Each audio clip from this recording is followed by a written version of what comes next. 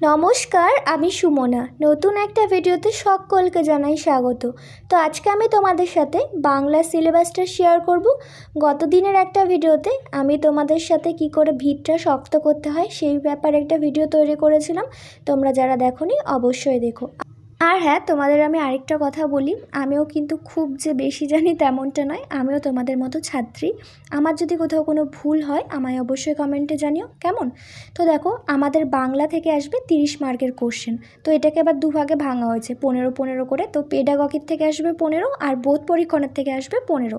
তো চলো আগে পেডাগগির থেকে কি কি টপিক আসবে সেটাই আলোচনা করা যাক।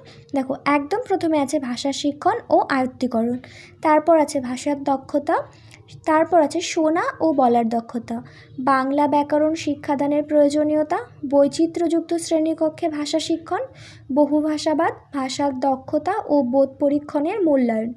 তারপর আছে শিক্ষণ সহায়ক প্রদীপন, সংশোধনমূলক শিক্ষণ, পাঠ পরিকল্পনার প্রয়োজনীয়তা, অনুশিক্ষণ, আর একদম শেষে আছে মূল্যায়ন। ব্যাস, এই 12টা টপিকের ওপর থেকে 15 মার্কের কোশ্চেন হবে।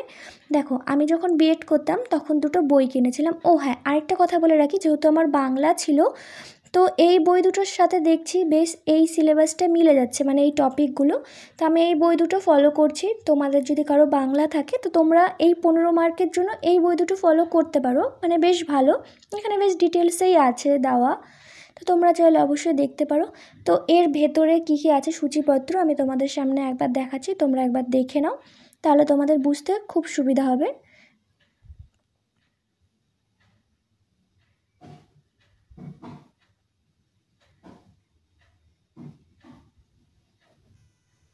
তো পেডাগগির 15 মার্ক তো গেল, এবার চলে আসছে আমরা বোধ পরীক্ষণে। তো এখান থেকেও আসবে 15 মার্ক।